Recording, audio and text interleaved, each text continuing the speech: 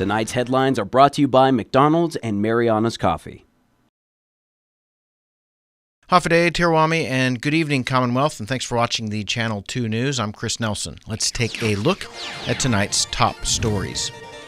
10 years ago, 2 Japanese sisters here on vacation went missing. Search parties covered land and sea. Also tonight, over 100 grams of ice intercepted at the Department of Corrections. And we'll take a deep dive into a major competitor, Okinawa, under the water.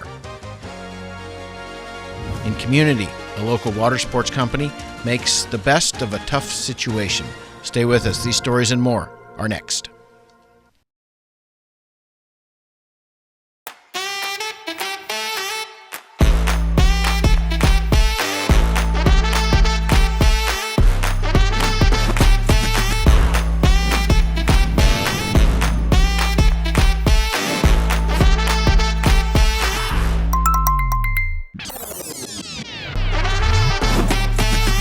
Find a plan that goes with your flow. Get unlimited local talk, text, and data at the most affordable rate with Unlimited Flow Postpaid. I love Mariana's Coffee. Come join me for a cup. I think you would be really happy.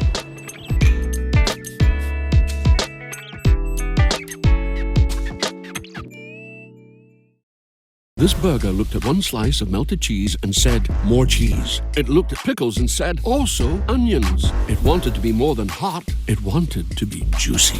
This is the Quarter Pounder with cheese. If you thought one napkin for the Quarter Pounder with cheese was enough, it's not enough.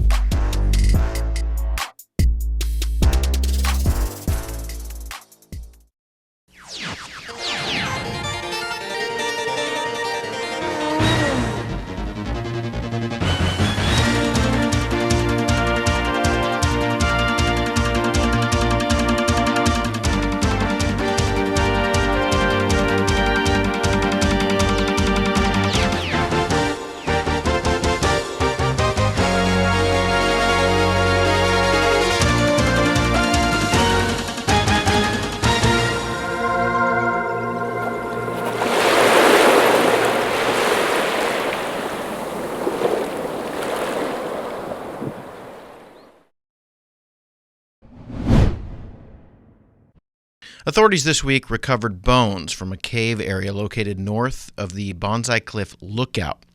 Police say it appears the bones are from recent times, not the World War II era. Police Commissioner Anthony Macarenas says they will look at past missing person cases as they wait for further analysis on the remains. One of those cases, 2 Japanese tourist sisters who went missing 10 years ago this July. The Yamada sisters were never found. Here's more from a story we ran back in 2017 with the parents of the 2 girls who continue to look for answers. The parents of Natsuki and Chinatsu Yamada, along with Chinatsu's fiancé, come every 3 months to Saipan to follow up on the girls' disappearance. There are no answers, only questions. They come wearing shirts with a picture of the 2 girls, a picture taken 2 days before they disappeared. Viewers may remember that DPS recovered a life raft in the days following their disappearance, about 33 miles from Saipan, a raft that matched one the girls had been seen on at Wing Beach, leading investigators to believe the girls may have had an accident at sea.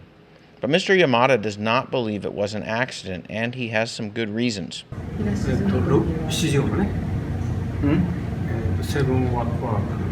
Here is what we know. On Sunday, the day the girls went missing, June 29th, 2014, the girls were up early.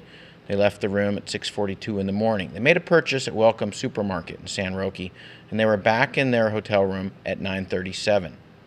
At 1:20 in the afternoon, they made a purchase at I Love Saipan in Garapan, and then they were back in their hotel room at 2:17. At 2:30 p.m., the girls were seen leaving their room. Natsuki was holding a pump in her left hand and a small raft in her right hand. Chinatsu was holding paddles in her left hand. Around sunset, local resident and business owner Gabe Boyer saw the 2 girls at Wing Beach. They were paddling and laughing. The tide was low and coming in. But the girls got out of the boat. We know this because at 9:37 p.m. that night, video shows Natsuki entering their hotel room, and 5 minutes later she leaves. The girls were scheduled to leave Saipan early in the morning, but they did not check out of the hotel and they did not get on the plane. On Tuesday, 10:30 in the morning, a missing persons case was filed. 90 minutes later, their Toyota RAV4 rental car was found at Wing Beach. Officials set up a command center in Marpi and began a search of land and sea. The inflatable boat was recovered 33 miles to the northwest of Saipan. There was no sign of damage and no sign of occupants. Police say the presence of that empty raft leads them to believe the girls may have been lost at sea. But the paddles to the raft were found up in the bushes. And again, video shows one of the sisters entering her hotel room well after the girls were seen at the beach. Would the girls have gone out in the boat again, a second time, after 10 p.m., especially with the 3 a.m. hotel departure looming? Did the girls somehow become separated? And again, why were the paddles found in the bushes? The parents don't feel like this was an accident. They continue to plead for help. If anyone knows anything, remembers anything, saw anything, parents ask that you please get in touch with local authorities.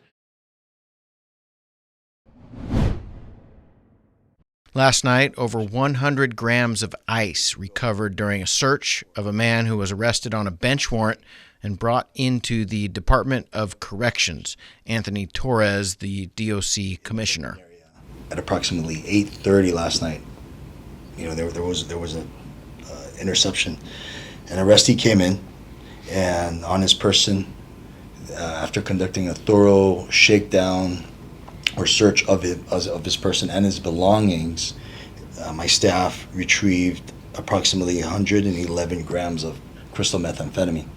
Officials say James Camacho had a warrant out for his arrest when he was nabbed by police. He was stopped based on a bench warrant and was taken to custody. The officer were asking for consent to search his person and his property. He refused. So we're able to secure some of the stuff that you see until we get into the facility where, also his refusal to search, we use the facility to open up what he has, and that's how these things were found. But I think initially he was out playing this game again, or just either a user or seller. Drug interdiction is a top priority for this team.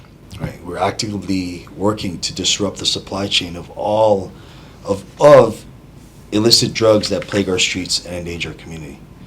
The harm caused by illegal drugs cannot be understated, and we are determined to work together tirelessly to disrupt these networks and protect our people. We will continue to work collaboratively and use every resource at our disposal to ensure the safety and well-being of our community.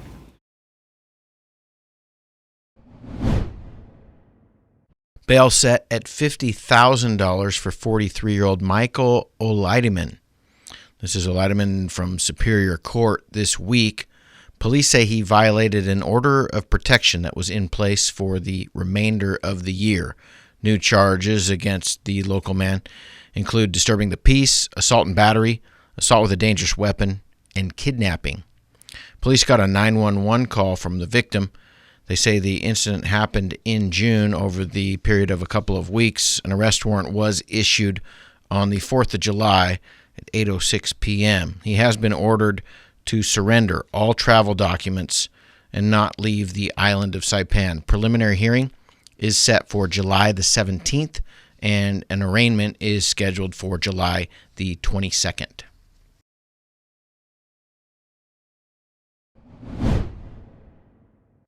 More tonight on the ICE interception and arrest that happened this week. Zhuguang Li is in custody. He was arrested after picking up the package with ice inside it. He's been in trouble before. This time he's facing charges of attempted possession of a controlled substance with intent to distribute. Li was arrested back in 2013 and sentenced to 5 years of prison time on a possession charge. He's a citizen of the People's Republic of China. When Chinese nationals are convicted of felonies, they can be deported, but in reality it's much more complicated than that It's actually pretty difficult to get low-level offenders back to China with forced deportation. Customs Director Jose Mofnis on the bust. This is a joint efforts with the Drug Enforcement Task Force, which combines the Department of Public Safety, Department of Corrections, and Customs. Immediately after the findings, we all called, our partners to assist us, and because of that, we were able to make an arrest. The drugs were initially intercepted at the air cargo area last Friday. Was it just the box? Did it only have that in it, or did it have other items in there as well? Or it's a box with clothing material. Okay. So that was everything that was in the boxes in front of us there? Right. The speaker and then some clothes? This is the second large shipment of ice intercepted in recent weeks. Drug interdiction is a top priority for this law enforcement team. We're doing everything to disrupt the supply chain. The most important thing for us really is, intercepting this illicit drugs from going out to the community. We want to make an arrest, but it's not always favorable to us. With this case, it's a favor to us because we did nab the person that tried to bring it in. What was the problem with the last one? Why was it unfavorable? We didn't make any arrests. There was some, operational issues that we learned from there, and that's why we address the gaps there, and that's why we're successful in this one. You mean like sort of the procedure, or how the following went down, or can you elaborate on what you mean by that?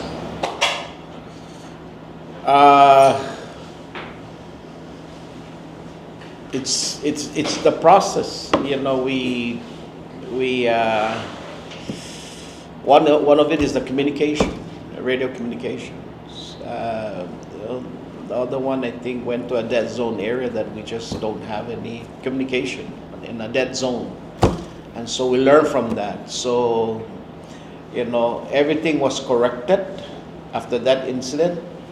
We corrected for this case. We had the communication, we tested where are the dead zones. I don't want to elaborate more because I don't want to review our, strategy. So, I'm just going to leave it like that. But again, not all the cases. I hope all the cases that we're going to do would fall favor for us, but, it doesn't happen that way. The prioritization of our law enforcement and their operations. Resources have been shifted to support these operations, the personnel in conducting their routine inspections. And despite the difficult fiscal challenges that we face, we understand that law enforcement is a critical priority for government operations, and we continue to support their needs. I would like to let the people know that we will continue to fight this, because these are the things that will destroy family, friends, and even destroy the person himself or herself. So it's a joint effort that we are concerned for the safety of the community, and we're also concerned as a community as a whole that we don't want this kind of drugs coming into to our island.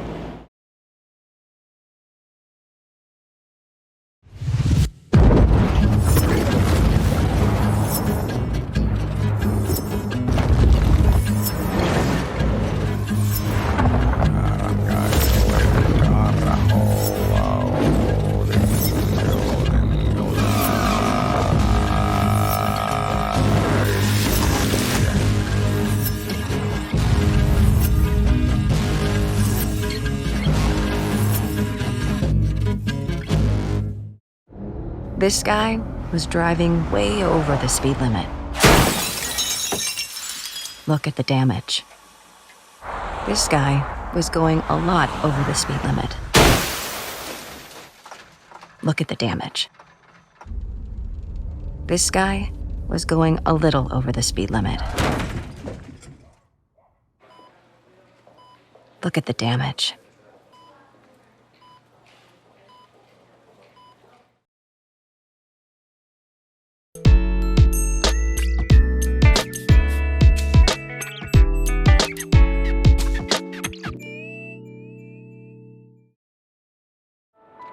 At one of Saipan's beaches, this mother lays about 100 eggs under the cover of darkness.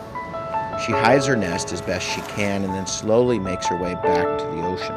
The eggs hatch and the babies head for the sea, where they will face a daily dose of danger. Just 1 in 1,000 will make it to adulthood. Those that do will one day lay their own eggs.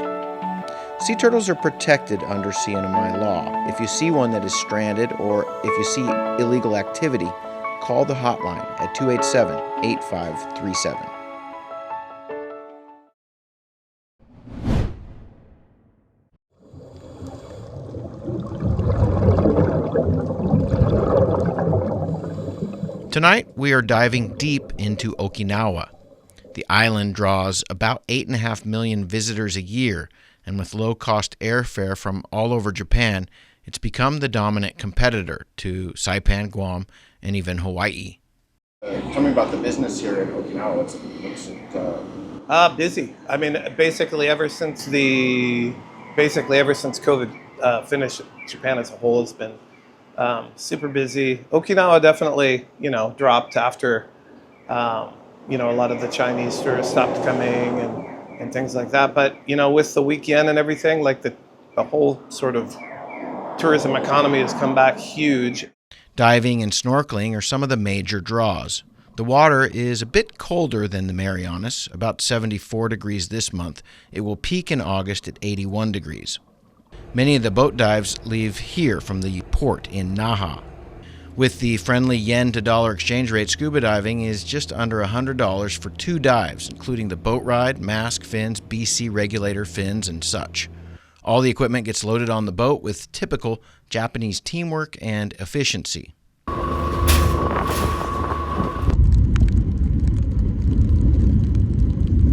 Soon we are off. The boat's big. Captain drives from up top. We head just off the coast to the Karama Islands. These are designated as a national park. It's a rainy day and the sea is a bit rough. It's not long before sea sick bags are not just passed out but used. It takes about an hour to get to our dive site. Our dive master is handling 4 of us in English. Other dive masters have other groups. We enter the water off the back of the boat, and under the water, even on a rainy day, the visibility is quite good. The whole area is a national park, and it has more than 200 species of coral. Soon after we descend, we see a green sea turtle,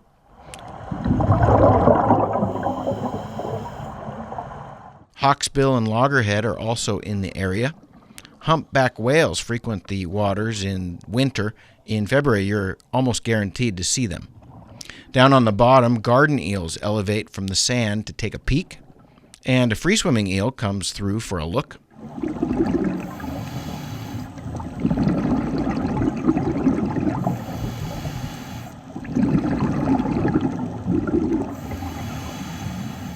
A white-tipped shark is hiding here under a rock, so I head over to intercept him.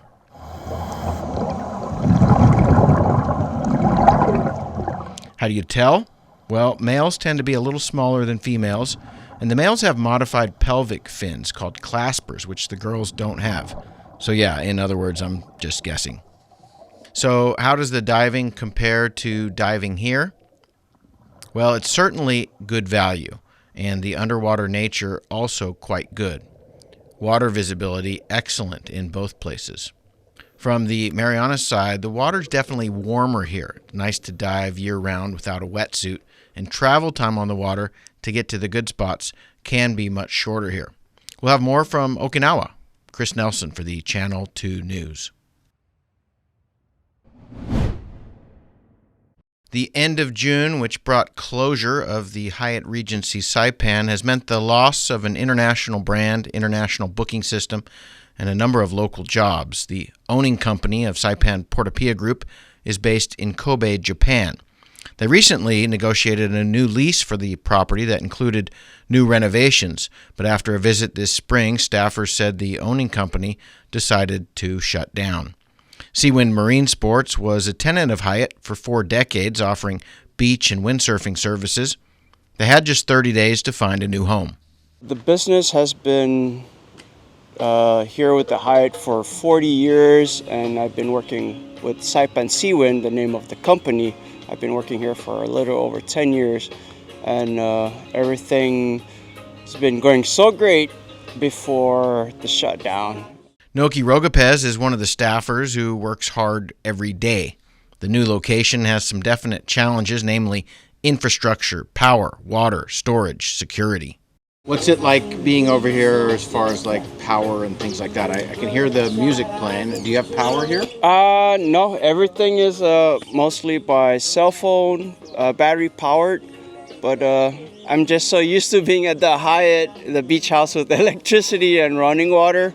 But with the new location, it's something to get used to, but I like it. I can see people coming in and out every now and then. I'm mostly a lot of people that come here is everyone I would probably know already. Yeah. You mentioned water. How do you wash things? We use the water at the main pavilion, which thank God there is running water over there. We don't use much, just to rinse off anything, mask, snorkel sets and stuff. Any small things just to wash the salt off. This corner area is one of the best places to windsurf during the windy season, generally from December through March. Annually, we do windsurfing. If you want a beginner's lesson, we do offer lessons. And we still got a lot of people from Japan that are very loyal customers who are coming here for 10, 15, even 40 years, and they're still coming. And we're looking forward later on in the year for them to come back and see where the new location of Saipan Siwan is. Yeah. Rogapez is a tourism veteran, and he's got a warm Hafaday and Tiro spirit. He says, despite the challenges, they are ready to get you in the water. We are still in business. We are not shutting down yet. So if ever we're here every day, you're always welcome. Anyone is tourist, local, you're always welcome here at Micro Beach, and we're right here. Fast, fun, and easy. That's how your home Wi-Fi should be. So start with an internet plan that fits your budget. Introducing your home Wi-Fi starter pack, also known as WISP. Enjoy up to 25 megabits per second for as low as $35 a month, plus a free router with your wireless subscription. That's hours of movies, games, social media, and more endless fun. Get your Wi-Fi starter pack today only at Docomo Pacific. Better together. Additional conditions may apply.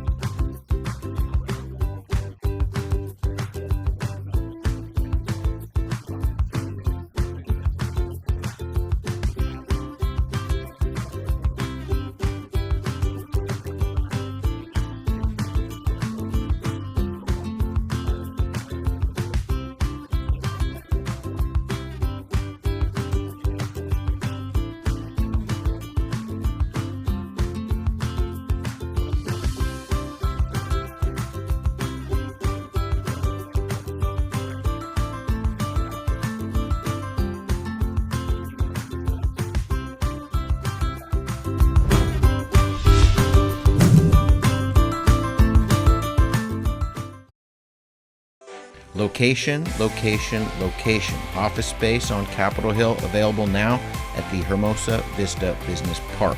With natural light and ocean views, it's the perfect place for creative professionals. So upgrade your life and your working environment. Schedule an exclusive showing now. Call us at 670-483-4750 or email hvsaipan@gmail.com. Buenas sports fans.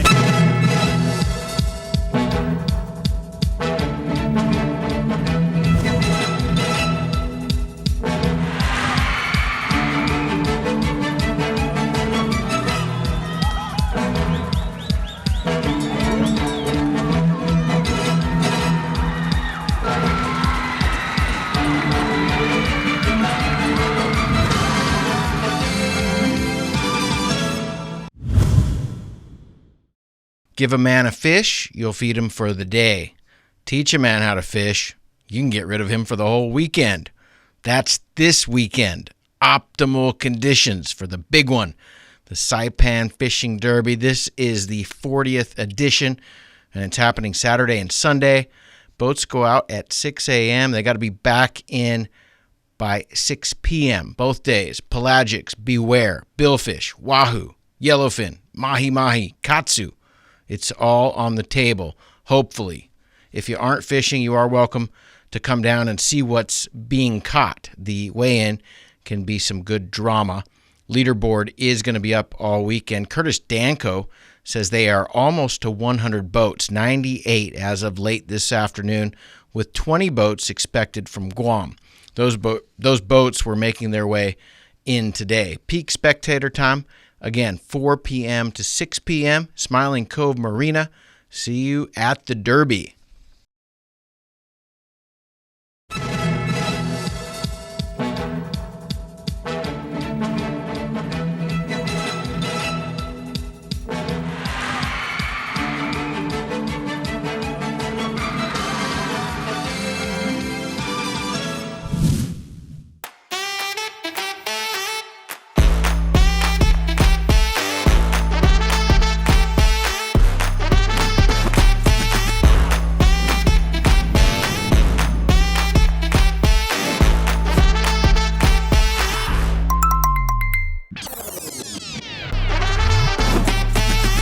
Find a plan that goes with your flow. Get unlimited local talk, text, and data at the most affordable rate with Unlimited Flow Postpaid.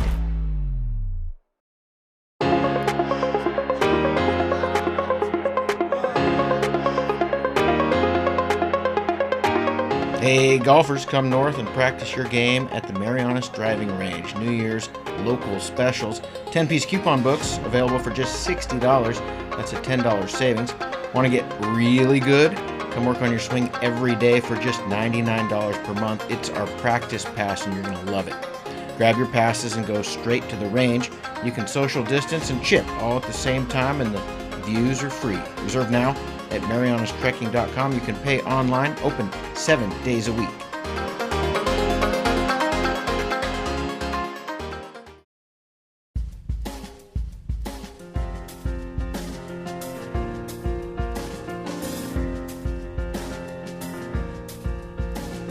Weather looking fantastic for the fishing derby this weekend. It's going to be mostly cloudy with scattered showers, isolated thunderstorms, east winds 10 to 15 miles per hour, lows around 77, chance of showers 40%. Saturday, partly sunny with scattered showers and isolated thunderstorms.